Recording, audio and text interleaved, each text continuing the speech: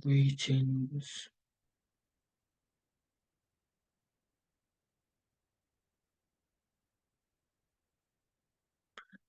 Greetings, dear ones. It is wonderful to be here again with you all.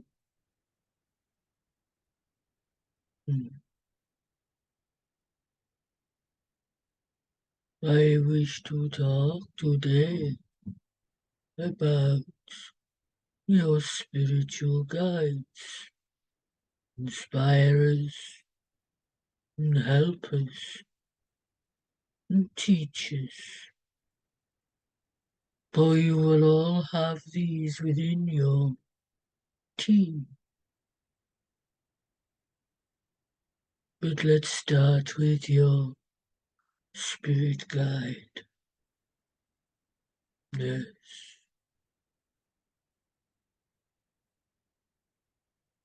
I wish for you to remember, dear friends, that everyone's spirit guide is different in personality,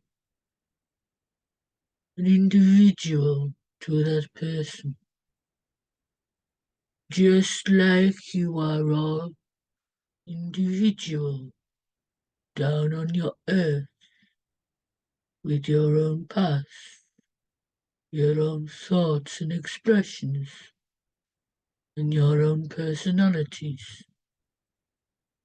Your guides too have their own personalities and their ideas and thoughts, for they are indeed consciousness. And this is the part that lives on, the consciousness of your soul, the true essence of you, your personality, your thoughts and ideas. Yes, my friends, this is what is carried on into the spiritual realm when you pass through. So with knowing this, my friends, I wish to say to you about your spirit guides. Yes, they are wise, and they are assigned to you before you come down to earth to watch over you, to help and inspire you, to lead you where you need to be, should you so wish to be led. For remember that you are born of free will, and you can choose to ignore the signs that we place around you in your everyday life and your sleeping states. With that said, my friends, your guides do not know everything. This is one thing that you need to come to understand,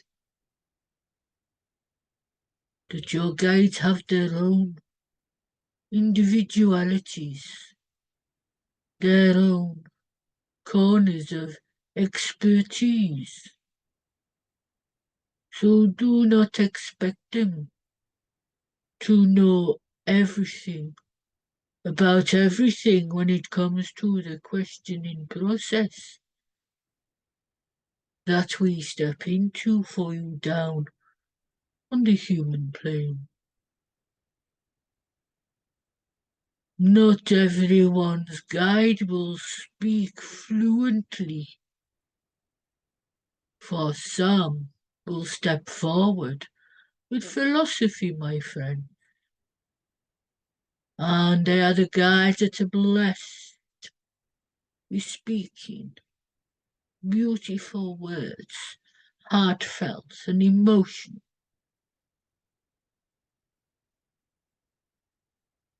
Some guides, my friend, especially like myself, are straight and direct and to the point. We are not the philosophers. We come as the teachers to help direct you to your spiritual purposes. Yes.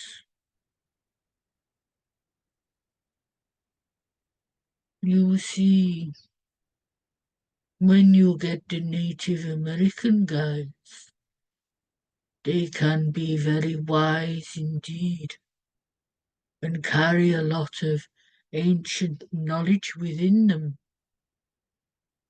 But they are not like how you are on earth, with your learned ways of reading and writing, of going to schools and universities and learning knowledge that way. No, we lived off the land. We were simple people. The knowledge that we gained were from our ancestors, passed down through the generations. And we continue to live in such a way. As you can see down on your earthly plane, it is all very different in your day and age. But I wish to say this to you, my friends. We never wanted anything. We had everything that we needed, that was provided by Mother Earth and Father Sky. For without the oxygen, we could not breathe. This is why, if we needed a tree, we would do our best to replant, to replace, to keep the air fresh. And for the purpose of eating, when we hunted, we only took what we needed.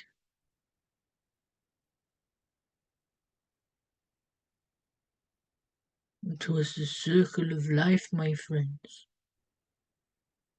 And when we took what we needed to eat, we used everything. Nothing was wasted. But we wore the skins, and we'd grind the bones to make pastes. We would also forage for fruit and vegetables, and live off the land as much as we could. There was none of this processed food that you have today. Our food was clean, untouched by man.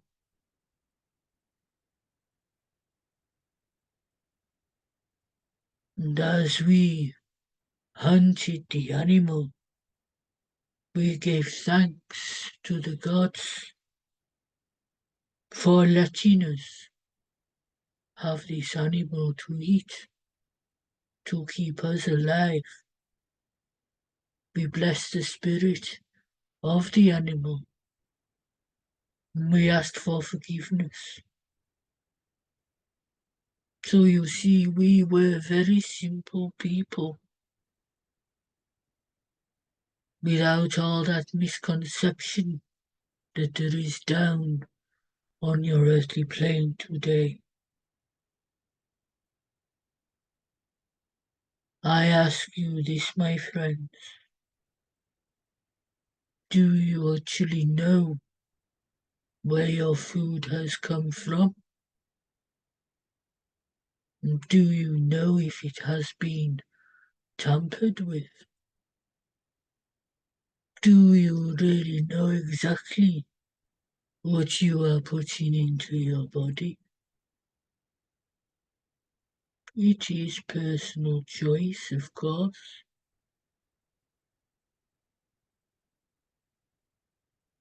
But the greedy men upon your earth have interfered with nature. So when you sit down for your food, just think about what you are eating and where it has come from and what it may have endured in its lifetime if you are eating meat as such. Hmm. We think that there is more thought required about how you live on your earthly plane in this day and age. This ancient knowledge needs to come back. How many of you know within the fruit and the vegetables the goodness that it can bring in for you and the healing powers that lie within, the natural remedies? This information has been lost over the years. It needs to be taught more. The understanding of eating the things that your body requires in order for it to work properly.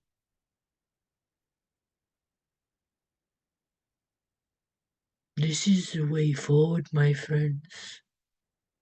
This is the way forward. Now, placing that to one side as I talk about your main guide that was predestined before you come down to earth, you will have many other guides that come to visit you.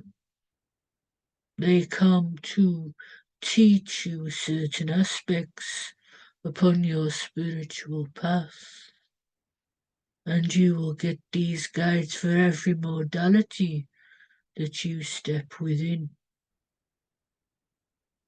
And as you learn these modalities and become more prolific within this modality, you may get a different guide within the same field but with more expanded knowledge.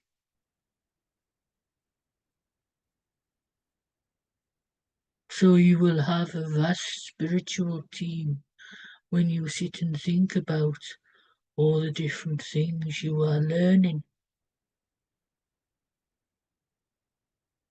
You also get inspirers that pop in to talk to you from time to time, to bring inspiration into the mind,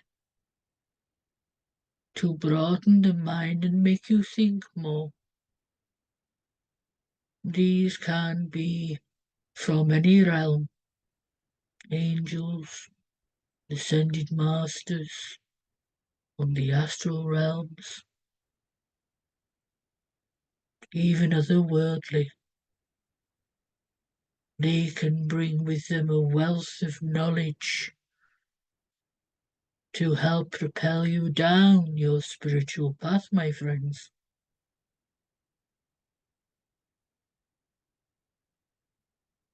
So just remember this. When you open up to learn, nothing is constant. You are forever learning, forever evolving and expanding your consciousness. Nothing is given. You have to seek and you have to learn. That is the glory of the journey within. But I also wish to say to you, my friends, nothing is impossible. Do not listen to the naysayers. You all work as individual beings, so you need to work out what is best for you and your spiritual team. Let no one say you cannot work in such a way when it feels comfortable to you. Walk forward with your team and that trust, and you will go far, my friends. It took us a long time to get this one where she needs to be in that trust and that loving aspect within her heart. There was a lot of healing in the process of her getting to this state of mind. She has endured so much in your physical world in this incantation, but she has also suffered in many, many lifetimes. She is a true empath. For the life of the empath is a very hard road. For to be able to empathize with others, you have to endure the situation yourself. So just remember that people like this have a very large loving heart, but they have overcome so much misery, emotion, and healing to get to that point of where they are now. It has molded them into that person. It has also broadened the mind, for the empath has seen so much and endured so much. They view life differently, as indeed you all will when you keep following that journey within. Do not rush your path, my friends. Do not think you can fast track by taking too many lessons all at once. Let your learning integrate, my friends. The path of trance is not a fast-tracked journey. When you start to walk upon this path, you will start to feel it is a healing path. It is a journey of getting to know thyself from within, working with love and light, but also stepping into the shadow self to do the healing, to make you a better person, to make you a better ambassador for the spirit world. Yes. So do not rush, my friends. Take your time. Let the lessons integrate. Be teachable. Always be teachable, my friends, for you will never stop learning. In this life and the next, it is a constant journey of knowledge.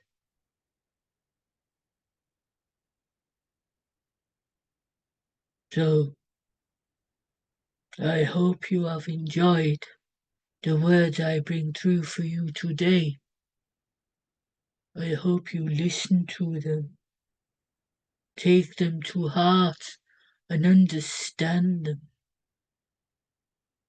Let them get into your mind to broaden it, to make you realize that yes, dedication and trust upon your path is a must, but it cannot be rushed. It cannot. So, my friends, I send you much love and light and blessings. Aho.